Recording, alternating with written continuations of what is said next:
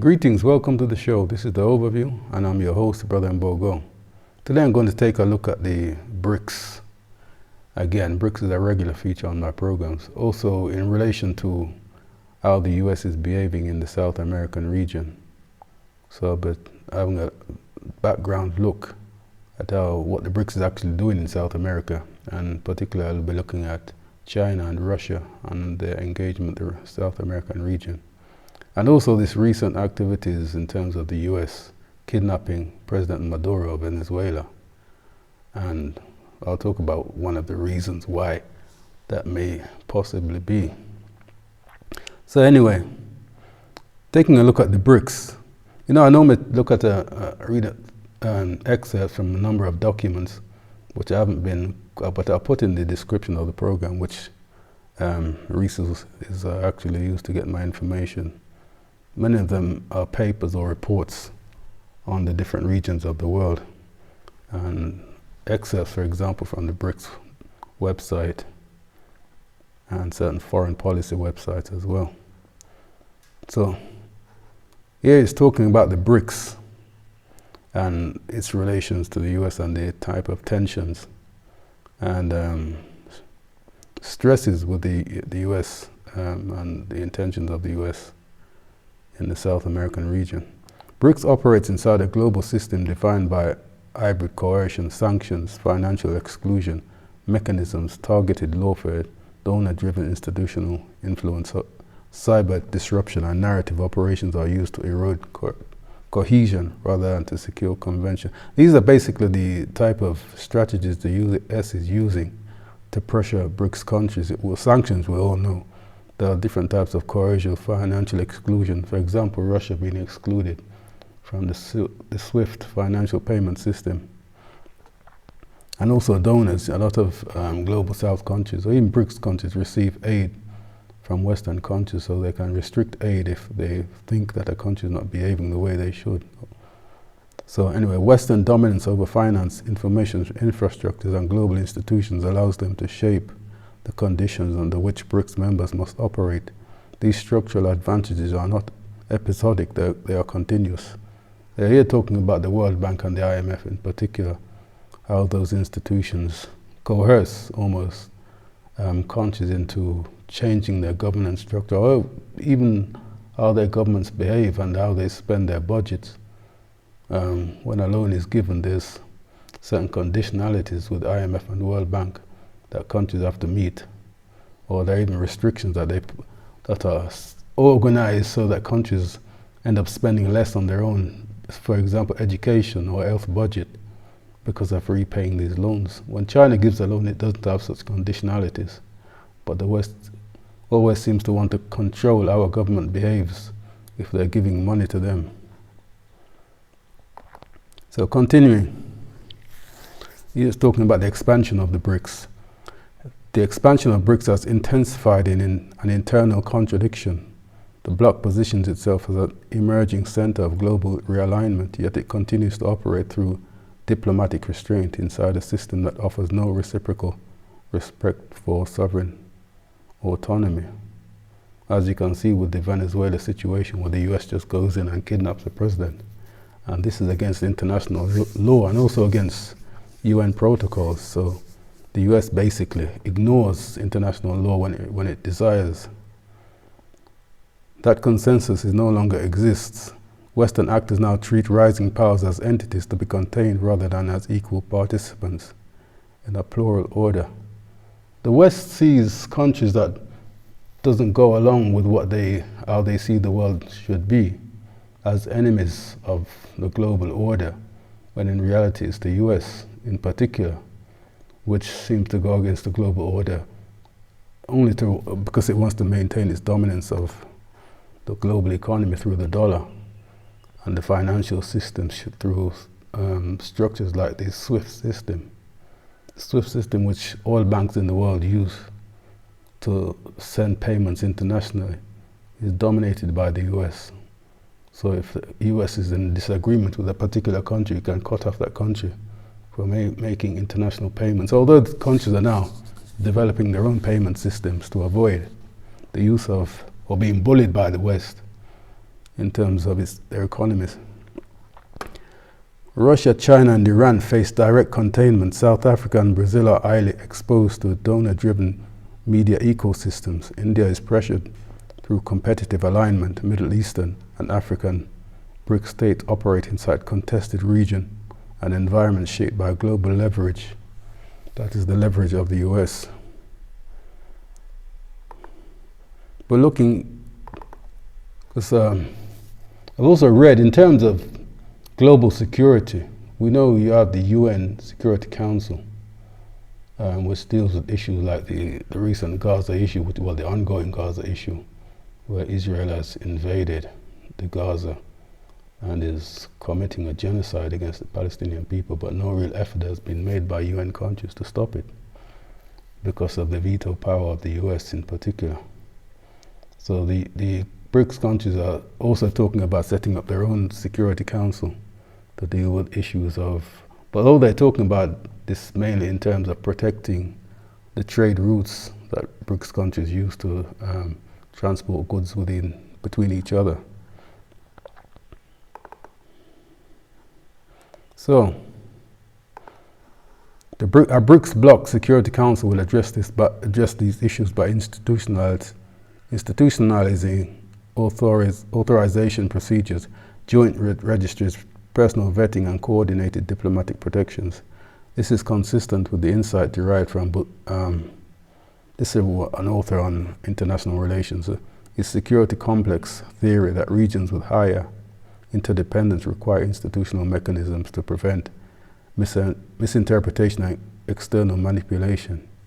So basically the idea that regions that have a lot of trade between each other require some kind of security protocol just in case there's some type of interference in the processes. The purpose is defensive rather than expansionist.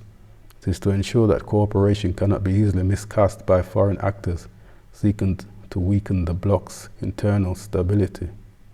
So basically a Security Council is to maintain security and stability in some kind of global order, which is fair enough. People have been seeing the BRICS mainly as an economic arrangement or trade arrangement, but it seems it wants to expand into broader areas of governance, as I was mentioning when it comes to the Latin America or South America as they call it.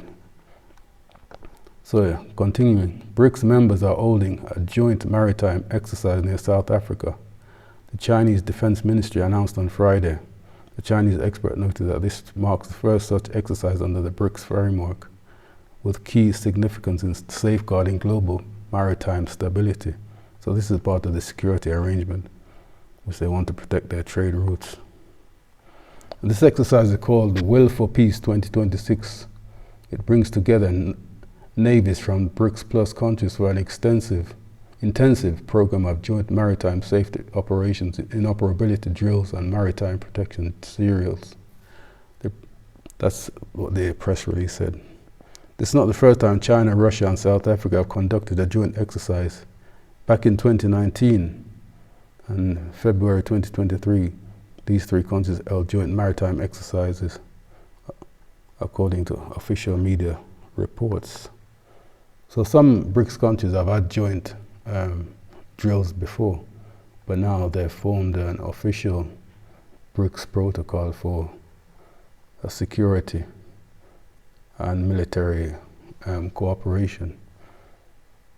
China and Iran deployed destroyer ships to South Africa, and Russia, the United Arab Emirates, sent corvette vessels. South Africa dispatched a frigate. Indonesia, Ethiopia, and Brazil have joined as observers. So although the drills took place, only a few countries sent major vessels. China, Iran, Russia, and UAE have been involved. But other countries, well, it's a new project, so obviously they'll need to, only a few will take part initially. But as it expands, you'll find that more countries get involved. These are the type of thing the US doesn't want to see. It sees it as a threat to the US dominance of the world if other militaries are joining together and coordinating defense drills and so forth. Probably read in the news recently about this Donroe Doctrine. Don means from Donald Trump. This Donroe Doctrine is a revised version, you could say, of the previous Monroe Doctrine, where the US seeks to maintain dominance over its neighbors, and it doesn't want the interference of other countries outside of what they call the Western Hemisphere. The Western Hemisphere is mainly the US, Canada, going down to South America, and it can include Greenland as well. But anyway, this explains this Monroe Doctrine from way back in 1812. The three main concepts of the doctrine separate spheres of influence for the Americas and Europe. Non-colonization and non-intervention were designed to signify a clear break between the New World and the autocratic realm of Europe. Monroe's administration forewarned the imperial European powers against interfering in the affairs of the newly independent Latin American states or potential United States territories. While the Americans generally objected to European colonies in the New World, they also desired to increase United States influence and trading ties throughout the region to their south. So basically, at the time when the America was forming, the British and the European powers were still somehow influencing, or had some influence in the South American region. So the Monroe, this former President Monroe, wanted to push them out of South America, and that the Americans should control that region or have the strongest influence in the region. So this current so-called Donroe, recently, I think it was in November, they released a new security framework for this current Trump administration in the US, in which they're talking about the Donroe Doctrine, a new doctrine of how the US is supposed to operate in the region, in the South American region. So this is explaining Trump's Donroe Doctrine. President Trump's administration is reviving and reinterpreting the logic of the Monroe Doctrine in its effort to assert power over the Western Hemisphere, where the 19th century doctrine warned external powers against encroaching in the Americas. Trump's version broadens the concept. It seeks not to just to limit China, Russia, and Iran in the Western Hemisphere, but to actively assert American primacy through a mix of military pressure, economic coercion, selective alliance building, and Trump's personal score settling. So you could look at this military pressure and economic coercion in terms of Venezuela. There are sanctions against Venezuela's economy or its oil industry to restrict their economy. And the military pressure, now they've just kidnapped the Venezuelan president, making false claims of drug trafficking against him. Even though Venezuela, in terms of the amount of drugs that it produces or exports, is less than 10% of the drugs coming from South America. Colombia and Nicaragua. Colombia, the majority, is about 70 to 80% of the drugs going into the US comes from Colombia. Then Nicaragua is the next biggest. The Venezuela is a small part of the drugs going into America. So if you look at it, you'd see that it's obvious that drugs is not the real issue. It's probably oil, because Venezuela has the world's largest reserve of crude oil in the world. So I think Trump is looking at, or America in general is looking at, taking control of that. And because of the more recent activities of China and Russia, even Iran in the region, in terms of forming cooperation with South American countries, and Venezuela in particular, I think with Russia, they want to make sure that Venezuela doesn't start leaning too much towards Russia and China. So if they kidnap the president and basically try and bully the country away from aligning outside of the Western Hemisphere, or aligning against the US as they would see it, that is the way they control how South American countries behave, by threatening and bullying. Anyway, since 2008, Russia has occasionally flown its Tupolev Tu-160 strategic bombers to Venezuela for short missions. Likewise, earlier this year, Russian Foreign Minister Sergei Ryabkov threatened to place military assets in Venezuela and Cuba if the United States continue to support Ukraine. That's also a possibility, the fact that this Russian Foreign Minister is making threats to place military assets in Venezuela. Maybe this is also a reason why the US has decided it wants to take a firmer hold on the Venezuelan country to prevent Russia from taking over the place. It's not going to take over the place, they'll just form a stronger alliance. But this threat, because of the support the US is giving to Ukraine, but even then, the US support to Ukraine is declining. There are many in the US now seeing that they see the war going towards Russia. Russia's going to win the war. And since the Trump came to power, they claim that they didn't want to get involved in global affairs. They want to focus mainly on America, but it's obvious that Trump hasn't followed that line in his kidnapping of the Venezuelan president, and also his involvement in Gaza and talking about taking Greenland.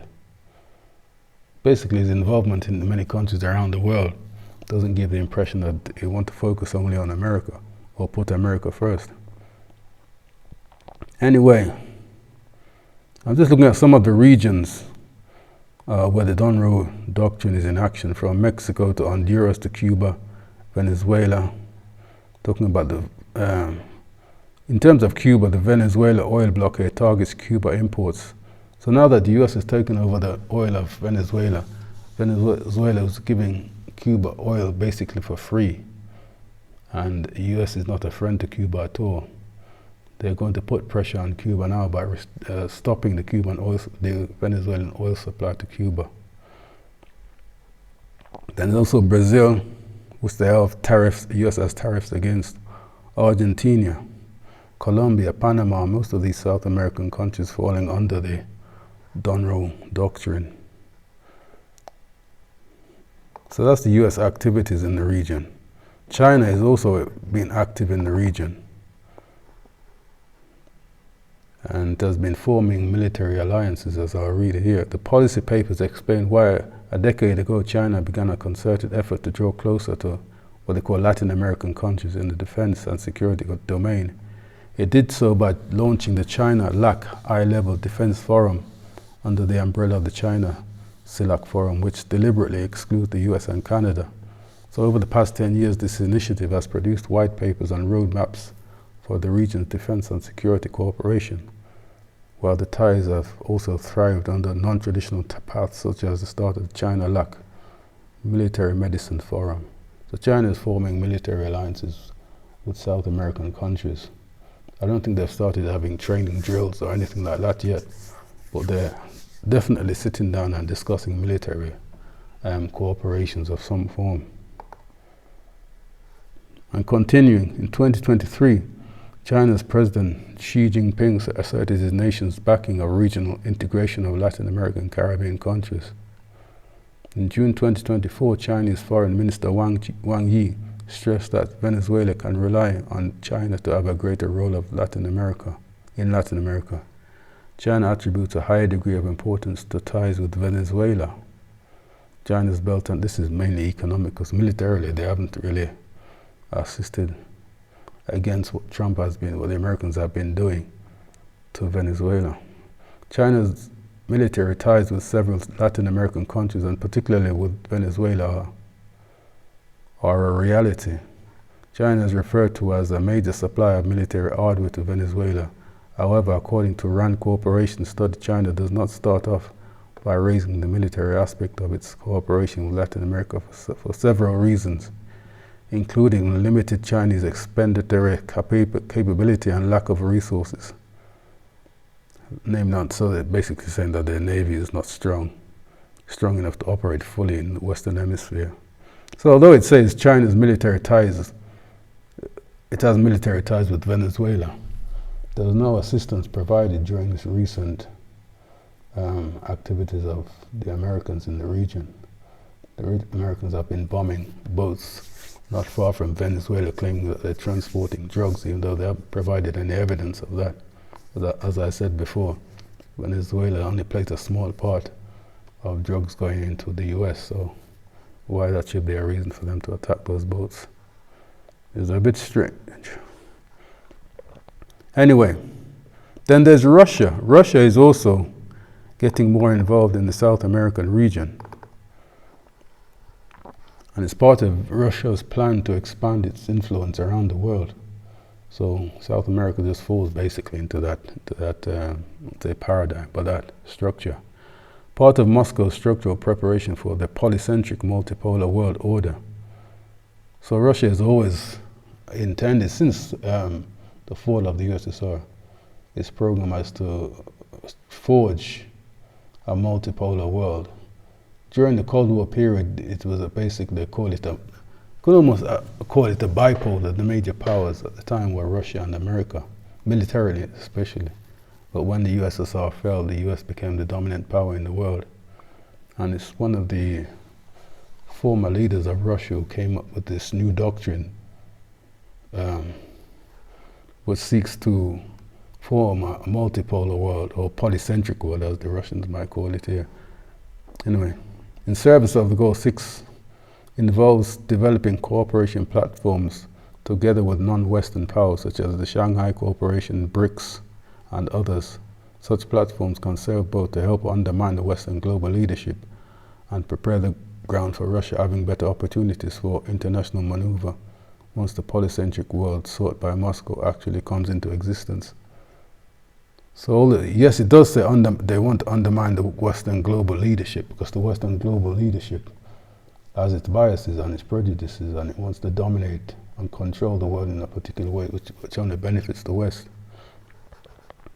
So to undermine such a strategy or such a worldview is not only beneficial to Russia, it's beneficial to other regions of the world. Anyway, this Primakov Doctrine, the doctrine that I said was formed in the early 90s. So it holds that Russia is a sovereign actor in the global politics and pursues an independent foreign policy. Within this concept, Russia's foreign policy is based on respect for international law and inspired by a multilateral approach. Russia is opposed to an eastward expansion of NATO and intends to enforce its primacy in the post-Soviet space and in Eurasia. This includes partnerships with China, which is fair enough. It wants to prevent NATO expansion. Well, it can't prevent it. The expansion has already taken place in those. There were agreements made in the past that the Western powers would not expand NATO into Eastern Europe. That has now happened. That's why now you found what's happening in Ukraine taking place. And also the Primakov viewed Russia, this is the former president, no, he's the foreign minister in 1996.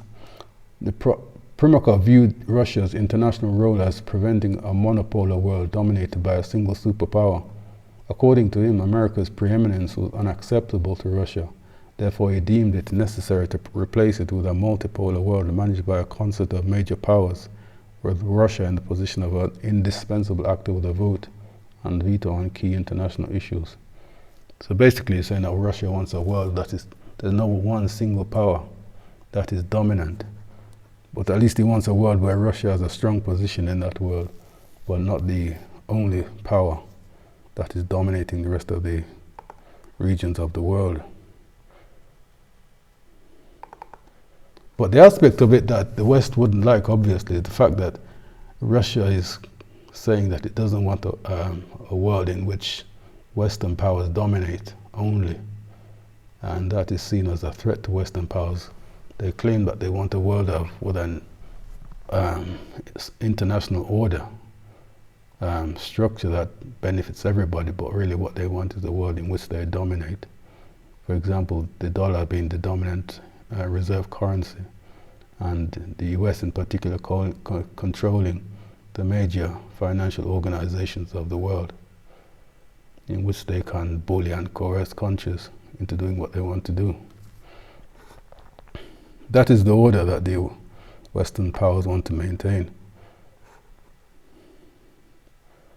So, looking now at South America itself,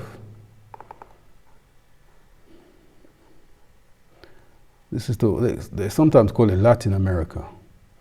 I'll have to go into the history of that at some point, because there's a strong colonial influence in the region. It's one of the reasons why one of the major languages they speak is Spanish. From the dawn of this century, Latin America's geopolitical relevance has asserted itself mainly due to its energy resources. Proof positive is that in 2023, Venezuela had the world's largest crude oil reserves. Venezuelan natural resources also include natural gas, gold, diamonds, iron, bauxite, among other minerals. And Venezuela is a member of the OPEC, the Organization of Petroleum Exporting Countries. I should expect it would be if it has the world's largest oil resources. In Latin America, which is known as the backyard of the US, the Russians, Chinese, and Iranians have been more welcome than the Americans. This is a situation that the US has been unable to reverse. That takes place simply because the other global south countries like China and Russia want to invest in the region, where it's a region that the America in particular has neglected over the years. And not only neglected, it has caused problems. America is sometimes, you could argue, sometimes behind a lot of the drugs activities in South America. This is a situation that the US has been unable to reverse, as I said. With the end of the Monroe Doctrine, this nation turned its gaze towards Russia, towards Asia, I should say, chiefly to China. When it comes to rivaling China and Russia, this reduced US interest and lack of action relative to Latin America and the Caribbean, and that it is a strategic error that needs to be urgently corrected, according to US analysts. But the US is still the major supplier of arms and military agreements with South America, so that although it's not as involved, it's still a major player in terms of the military aspect. There are still military assets in South America. The alliance between Iran and Venezuela aims to overcome the difficulties experienced by these two countries due to US sanctions imposed on them. According to Amal Mukhtar, Iran is looking to forge alliances against the US in the military sphere. Iran has provided missiles, drones, and other equipment to Venezuela, thereby contributed towards increasing this Latin American country's power projecting capabilities in the region. Maybe that's another reason why the US wants to control Venezuela.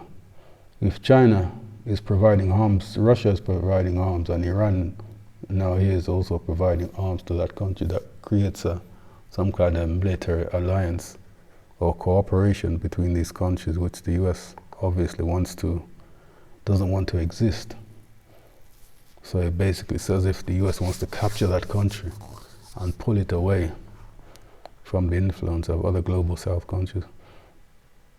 So also China has also been interested in forming an alternative to the Panama Canal, this Nicaraguan canal, which they're talking about would decrease the times of shipping transport from China to other regions of the world by around 30%. It would cut the traveling time by weeks, 1 or 2 weeks to certain regions of the world. So China would be interested in forming this canal, since America has restricted China from having any control of any ports in the region of the Panama Canal.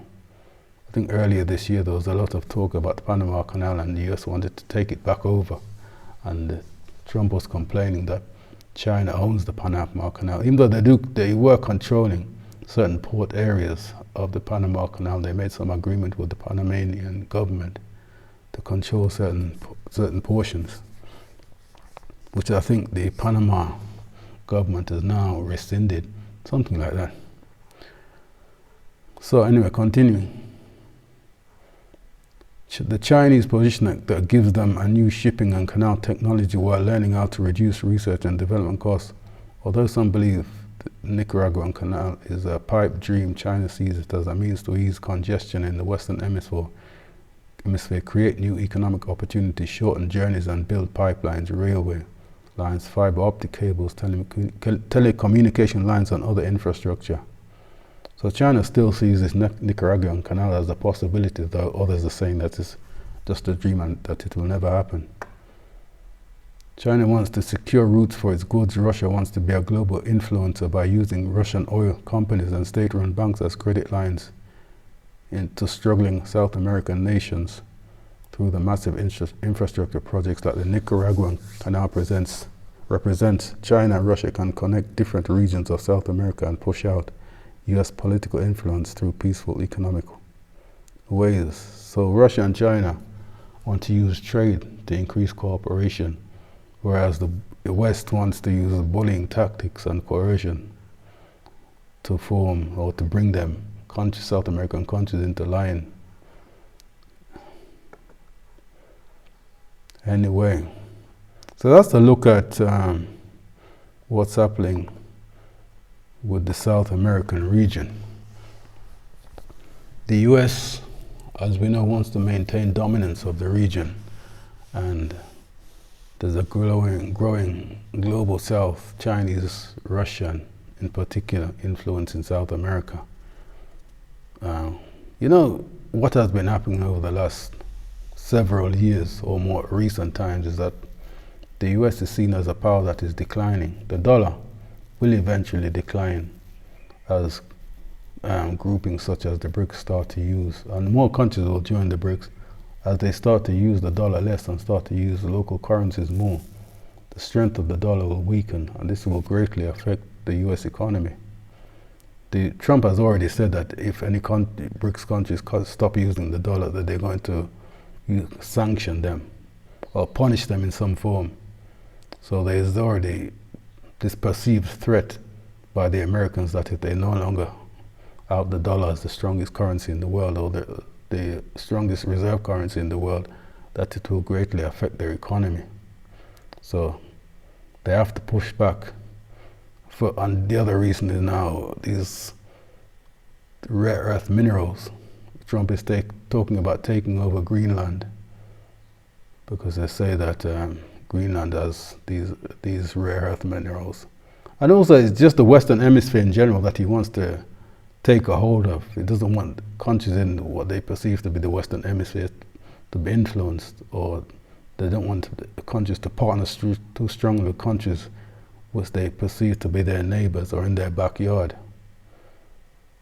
Because if they lose that control of their own backyard, then they'll lose control of the world. And they're going to lose control of the world anyway, because the dollar is going to fall.